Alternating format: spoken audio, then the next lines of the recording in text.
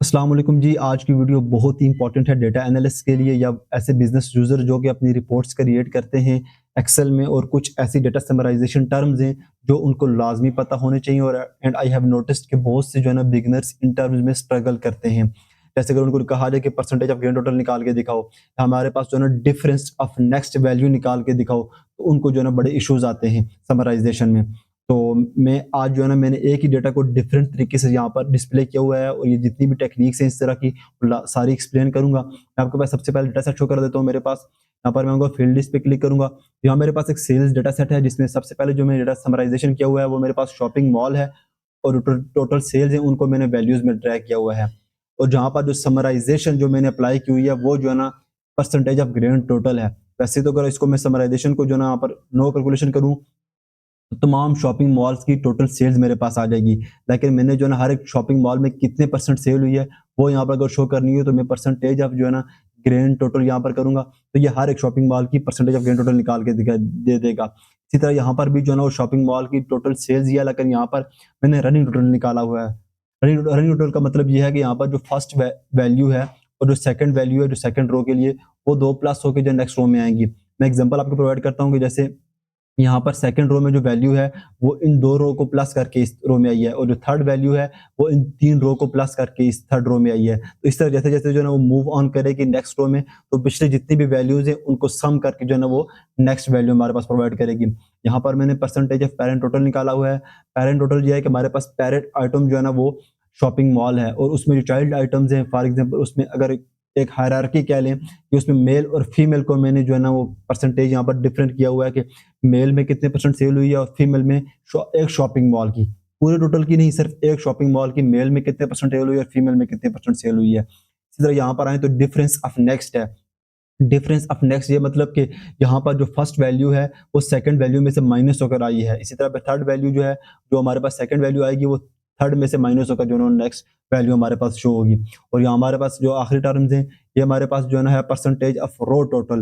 रो total ये है कि यहाँ पर जितनी भी रोज हैं उन सबका जो टोटल है 100% है। तो हर एक जो है ना वो कैटेगरी में, ये हमारे पास कैटेगरीज हैं एक शॉपिंग मॉल में, जितनी भी कैटेगरीज हैं बुक्स, क्लॉथिंग, कॉस्मेटिक्स, इनमें कितने परसेंट सेल हुई है, तो हर एक कैटेगरी में वो परसेंटेज ऑफ रो टोटल, जहाँ पर टोटल 100% में से कितने परसेंट हर एक कैटेगरी में सेल हुई है वो शो कर रही है।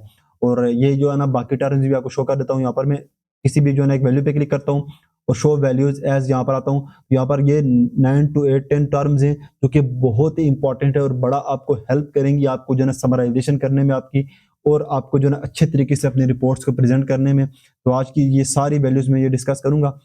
तो मैं चलता हूँ अपने सेकंड वर्कशीट पे, और वहां जाके जो है ना आपको वन बाय वन करके ईच एंड एवरी जो है ना वो जो हमारे पास टर्म है वो एक्सप्लेन करता हूँ। तो यहाँ पर मेरे पास जो है पिवट टेबल एनालाइज में क्लिक करूंगा, सॉरी मैं डेटा पे आता हूँ और यहाँ पर क्वेरीज एंड करेक्शन पे क्लिक करता हूँ, और यहाँ पर जो मैंने फील्ड लिस्ट जो है ना वो हाइड की हुई है वो यहाँ पर क्लिक करता हूँ, तो ये हमारे पास आ जाएंगी। तो सबसे पहले जो है ना मैं यहाँ पर शॉपिंग मॉल को रोज में यहाँ पर ड्रैग करता हूँ, और वैल्यूज को मैं यहाँ पर सम ऑफ टोटल सेल्स में ड्रैग करता हूँ। तो मैं सबसे पहले जो पहली टर्म है उसको एक्सप्लेन करता हूँ, percentage of grand total. Percentage of grand total मैंने ऑलरेडी एक्सप्लेन कर दिया कि यार एक शॉपिंग मॉल में कितने परसेंट सेल हुई है वो हमें निकाल के दे देगा। तो ये जो है ना बड़ा सिंपल है, ज़्यादा कोई ऐसे डिफिकल्ट भी नहीं है। नेक्स्ट वैल्यू पे आते हैं।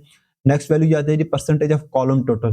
कॉलम टोटल ये होता है कि ये एक कॉलम है, इस कॉलम में जितनी भी तमाम वैल्यूज हैं उनका जो टोटल है वो जो है ना यहाँ हमारे पास टोटल उसकी परसेंटेज जो है ना परसेंटेज ऑफ टोटल जो है ना हमारे पास ये है कि यहाँ पर एक कॉलम के एंड पे जितनी भी वैल्यूज होंगी उन सबको सम करेगा, और उसमें से हर एक परसेंट में जो हर एक जो है ना वो रो में कितनी परसेंट सेल हुई है वो निकाल के दे देगा, या हर एक जो है ना वो जो हमारे पास कैटेगरी सेट है या चाहे हमारे पास शॉपिंग मॉल सेट है वो निकाल के दे देगा। परसेंटेज ऑफ ग्रैंड टोटल और परसेंटेज ऑफ कॉलम टोटल थोड़े बहुत सिमिलर हैं, तो एज सच उनमें कुछ ज्यादा डिफरेंस नहीं है। यहाँ पर नेक्स्ट वैल्यू आती है जी परसेंटेज ऑफ रो टोटल। तो अब रो टोटल जो है ना ये हमारे पास 100% शो कर रहा है हर एक वैल्यू के लिए।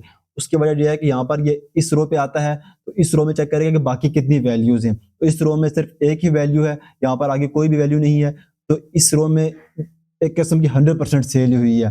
तो इस मतलब इसको किस तरीके से अच्छे तरीके से समराइज कर सकते हैं, तो हम उसके लिए जो ना हमारे पास एक जो वैल्यू है, हम जेंडर को या कैटेगरी को जो है यहाँ पर कॉलम्स में ड्रॉप करेंगे। तो यहाँ आप चेक करेंगे ये थोड़ा सा जो ना हमारे पास अच्छी रिपोर्ट निकल के आ गई है कि हर एक रो में पूरी जो टोटल सम है उसमें से जो है ना हर एक कैटेगरी का टोटल निकाल के परसेंटेज निकाल के दे देगा। जैसे हमारे पास ग्रैंड टोटल 100% है, तो बुक्स में जो है ना 0.35% सेल हुई है। इस तरह क्लॉथिंग में 22.4 कॉस्मेटिक्स में हुई है। तो ये जितनी भी रो टोटल है उसका हर एक जो है कैटेगरी की जो परसेंटेज है वो निकाल के दे देगी, यानी रोज के हिसाब से। इसी तरह फिर नेक्स्ट में आएगा तो इस रो को चेक करेगा, इस रो में जितने भी आखिर में एक वैल्यू है उसमें से निकाल के वैल्यू जो है ना उसमें से हर एक कैटेगरी या हर एक शॉपिंग मॉल में कितनी जो है ना वो परसेंट सेल हुई है वो हमें निकाल के दे देगा।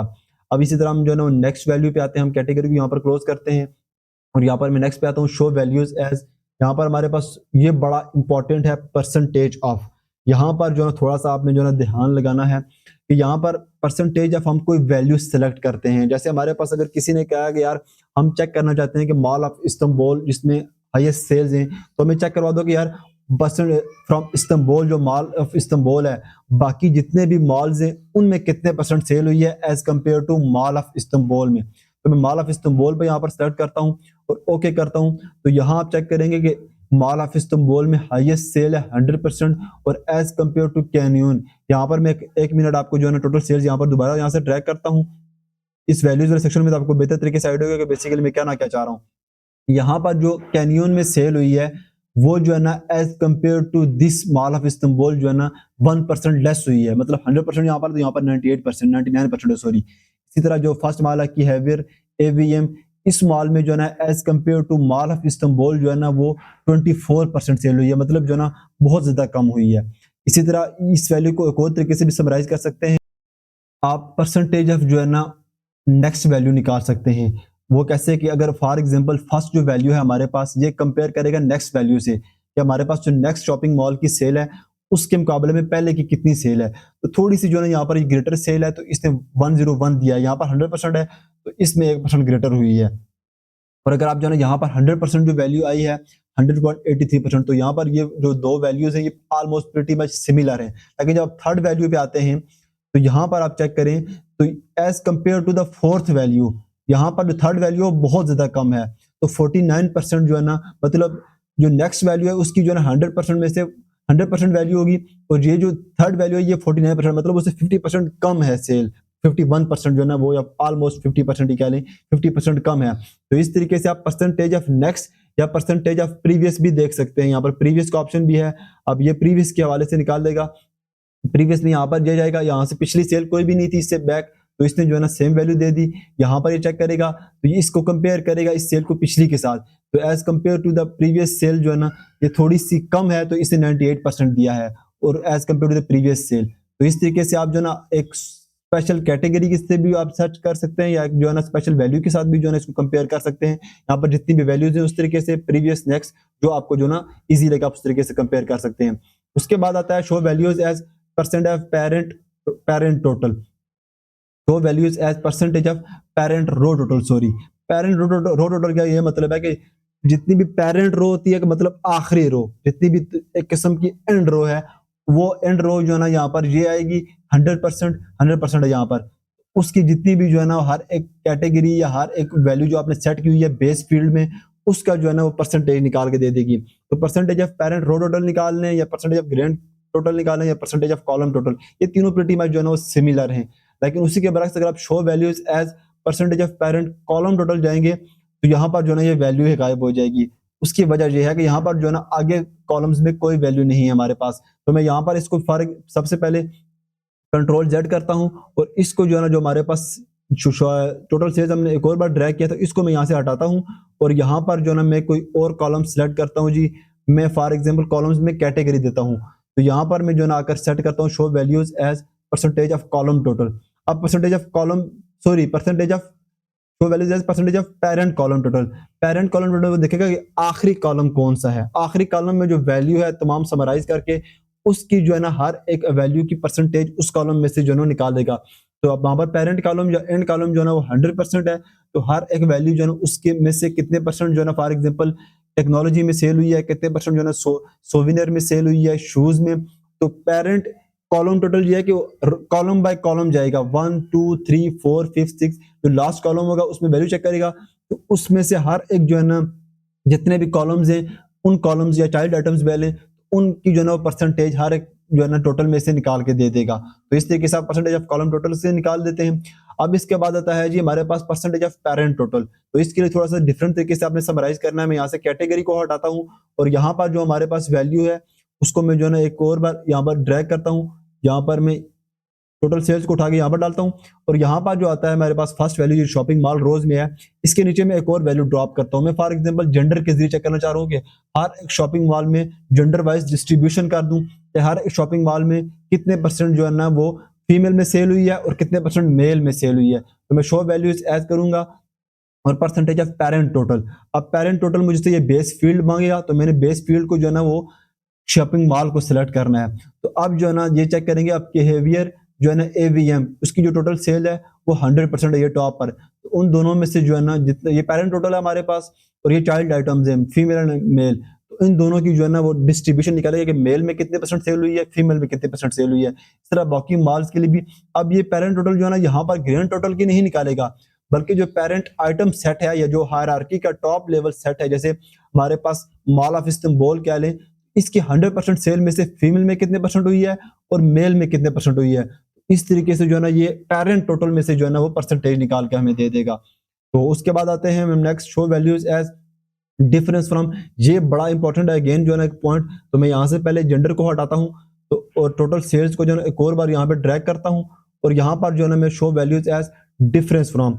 अब डिफरेंस फ्रॉम जो है ना आप एक कोई अगर आपका सीनियर या आपका टीम लीडर ये बोलता है कि यार मुझे ये दिखा दो कि मॉल ऑफ इस्तांबुल हर एक जो है ना जो टोटल सेल्स है हर माल की वो मॉल ऑफ इस्तांबुल में से माइनस करके बता दो कि यार उसमें से हर एक सेल माइनस होनी चाहिए ताकि एज कंपेयर कर सके कि बाकियों में सेल कम हुई है ज्यादा हुई है। तो जहां पर नेगेटिव होगी तो ऑब्वियसली जो है ना उस जो है ना मॉल में से कम हुई होगी।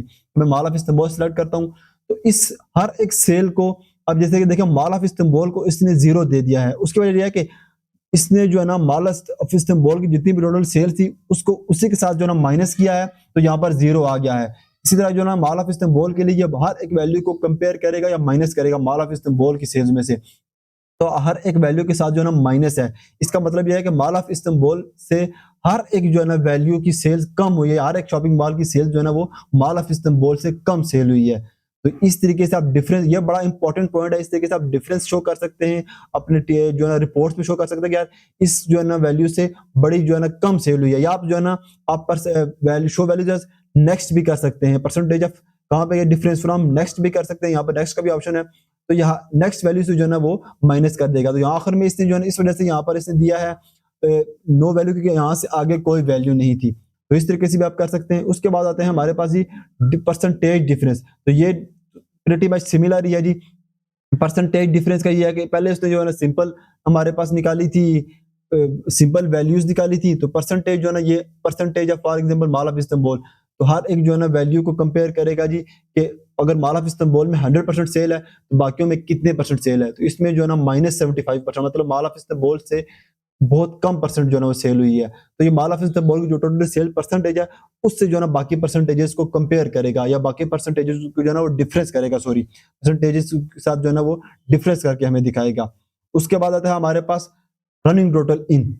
रनिंग टोटल का ये मतलब होता है कि यहाँ पे जो पहली वैल्यू जो मैं आपको पहले भी ऑलरेडी एक्सप्लेन किया है, फर्स्ट वैल्यू जो हमारे पास होती है वो सिमिलर होती है, जो सेकंड वैल्यू होती है वो नेक्स्ट या फर्स्ट रो या सेकंड रो की जो है ना वो प्लस होके आती है। इसी तरह थर्ड रो की वैल्यू जो है ना वो पिछली तमाम रोज की जो है ना वो प्लस होके आएगी।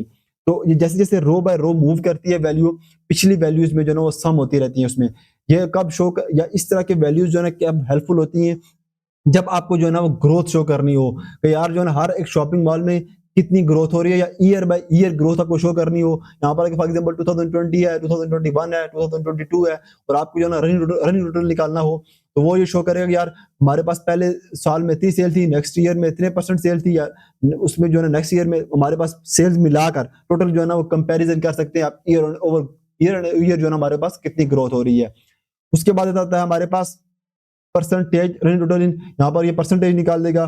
पहले में जो है ना 5% थी, उसके बाद थोड़ा सा इंक्रीज हुआ, यानी पहले जो सेल थी 100% में से उसको कंपेयर करेगा नेक्स्ट के साथ। जैसे मैं आपको एग्जांपल एक प्रोवाइड करता हूँ, यहाँ पर जो है ना जो फर्स्ट सेल है उसमें जो है ना फॉर एग्जांपल 5.03 है 100% में से, या उसके बाद जो है ना नेक्स्ट जो सेल होगी उन दोनों को प्लस करेगा, फिर इसी तरह थर्ड जो सेल होगी इन तीनों को जो है ना प्लस परसेंटेज को प्लस कर देगा। जो फोर्थ सेल होगी वो सारों को प्लस करके जो है ना यहाँ पर आ जाएगी। यहाँ पर जो परसेंटेज निकाल ले आप सिंपली कह लें, तो ये तमाम परसेंटेजेस को जो है ना वो ऐड कर रहा है। मैं आपको एक एग्जाम्पल यहाँ से प्रोवाइड कर देता हूँ, इससे परसेंटेज ऑफ टोटल निकाल के। तो अब ये चेक करें जी, यहाँ पर पहले परसेंटेज जो है ना वो यहाँ पर थी 5%, नेक्स्ट जो है ना वो टोटल सेल्स में थे 4% थी, तो इन दोनों को प्लस किया, इसने 9% यहाँ पर दिया सेकंड वैल्यू पे। थर्ड वैल्यू पे आए तो इन तीनों को इसने प्लस किया और 14% दिया है। तो ये रो बाय रो जितनी भी परसेंटेजेस होंगी उनको जो है ऐड अप कर देगा। तो ये इस तरीके से आप परसेंटेज रनिंग टोटल निकाल सकते हैं। उसके बाद आता है लास्ट दो वैल्यूज बचती हैं, रैंक स्मॉलेस्ट टू लार्जेस्ट। तो ये जो है ना वैल्यूज को रैंक कर देगा जी कि स्मॉलेस्ट सबसे वैल्यू कौन सी है, और फिर जो है ना हाईएस्ट स्मॉल ऑफ इस द बॉल में सेल थी क्योंकि हमारे पास 22-3% है। इसी तरीके से जो है ना आप रैंक लार्जेस्ट टू स्मॉलेस्ट भी कर सकते हैं। तो ये जो है लार्जेस्ट टू स्मॉलेस्ट हमारे पास रैंक कर देगा कि हाईएस्ट जो है ना वो जो रैंक होगी उसकी जो सेल होगी उसको 1 दे देगा और बाकी को फिर उस हिसाब से रैंक कर देगा।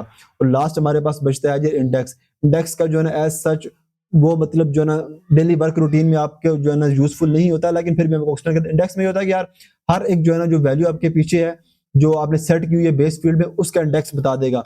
यहाँ पर जो है ना इसका इंडेक्स 1 है, इसका भी 1 है। यहाँ पर इसी में जो है ना अगर कोई और डुप्लीकेट वैल्यूज नहीं है तो आपको इसका इंडेक्स 1, 2, 3 बता देता। तो ये कुछ इंपॉर्टेंट टर्म्स थी, आई होप जो है ना ये मैंने सारी एक्सप्लेन इसमें कर दी है। तो इस तरह की ये वैल्यूज आप जो है ना डिफरेंट तरीके से अपनी रिपोर्ट्स प्रेजेंट कर सकते हैं और उनको सेट करके जो है ना आप एक तो जब आपको सीनियर जो है ना इस तरह के इंटरव्यूज में भी क्वेश्चन आते हैं, या अगर आपका सीनियर आपको इंस्टेंटली बोला कि यार मुझे परसेंटेज ऑफ ग्रैंड टोटल निकाल के दिखाओ तो आप उस तरीके से निकाल सकते हैं। अगर बोले जी परसेंटेज ऑफ रो टोटल निकाल के दिखाओ तो वो तरीके से आप निकाल सकते हैं। तो आई होप जो है ना ये वीडियो आपको इन्फॉर्मेटिव लगी होगी। शायद फर्स्ट टाइम में देखने में आपको समझ ना आई हो, लेकिन आप इसको अगेन एक बार दोबारा देखें तो इंशाल्लाह आपको जो है ना ये चीजें अंडरस्टैंड भी हो जाएगी और आप इसको प्रैक्टिस करेंगे तो आपकी ये फिंगर टिप्स पर हो जाएंगी। तो आई होप ये वीडियोस आपको पसंद आई होगी, तो एक लाइक जरूर बनता है। मिलते हैं अपनी अपनी किसी अगले इन्फॉर्मेटिव वीडियो में। Till then bye bye.